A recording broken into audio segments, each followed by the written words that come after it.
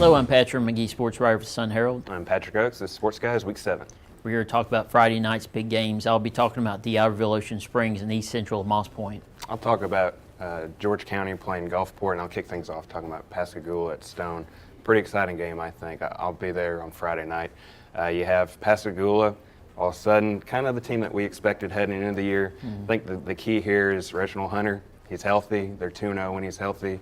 He played a little bit in the opener against Moss Point, got hurt, and they ended up dropping the first 3 games. Now he's back, and with him and Walker, they really keep defenses guessing. They really kind of pound it there. Last week they ended up doubling up Long Beach, a Long Beach team that I think we've been impressed with. They've been a little better than maybe we expected at one point. And then you have Stone. I'll be the first to say I think I'm a believer in Stone right now. I saw him last week against PRC. I was a little skeptical heading into the game. They ended up beating a pretty good PRC team, 49-19. Terry and Avery right now heading into Friday, exactly 1,000 yards, 12 touchdowns. He broke a couple big runs. And Stone's defense really got it done. 4 first-half turnovers really made the difference there, put PRC on its heels. I think it'll be a pretty close game, and I give Stone the edge here. I think Stone will end up winning by 10. Then you have George County, Gulfport. You were at the St. Martin game last week. Gulfport all season they've been looking to get that offensive spark, that consistency, and it looked like they finally got it against. We all know St. Martin can score. It's a matter of their defense has been a little bit of a question mark. But last week, Gulfport was there. They were clicking. TQ Newsom and Lorazzo Shugart finally got to moving. Both eclipsed 100 yards rushing in the game. Really impressive. And then you have George County, who I think we're still trying to figure them out a little bit. Went to overtime last week against Harrison Central, lost a close one. Raymond Spiver is still leading the coast in passing, also getting it done on the ground. Gulfport will have to play sound defensively once again. Raymond has several targets at receiver that can break a big play at any point. I think this will be another exciting one. I don't know how Gulfport faithful or how their hearts are going to be after this one, but I think they end up winning maybe this one by 10 as well.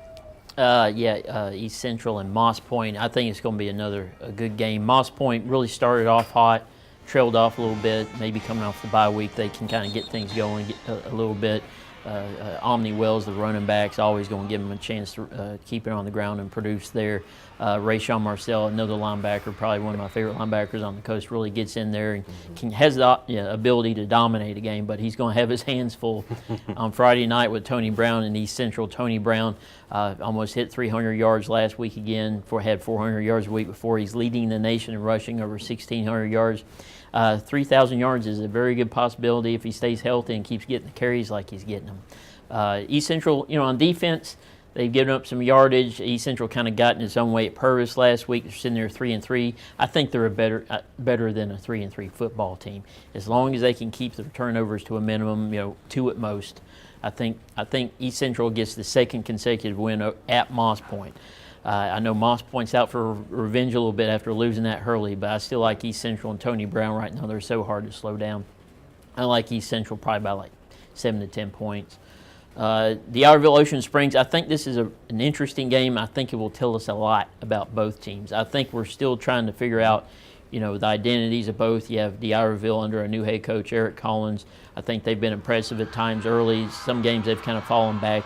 Stanislaus and Picayune had a hard time slowing those two teams down. But you really like D'Iberville's secondary. It's got Tyler Barnes at the safety, and you got DJ Polk at corner. And they'll be focused on slowing down Austin Williams and making sure he doesn't get loose like he did at Hancock last week. Catching the touchdown with 9 seconds to go, then catching also the 2-point conversion to give them the win at Hancock. A much improved Hancock team. But still, I talked to Ryan Ross. He wasn't exactly happy with the way his guys played. Malcolm Magee, the quarterback for Ocean Springs, first-year starter, kind of settling in there, double threat. He can throw the ball a little bit, but he's probably more of a threat to run the ball right now. The challenge for D'Iberville is can they, rebound after, or they, handle Biloxi really well, but how can they handle the pass? They didn't do it so well against Stanislaus, so this is another test on that end. I see probably D'Iberville eking out a win. Maybe a 1 to 3 point game, really tight. We appreciate you watching again this this week, and we'll see you at the stadiums Friday night. And be sure to download the free Sun Herald app to monitor scores there Friday night.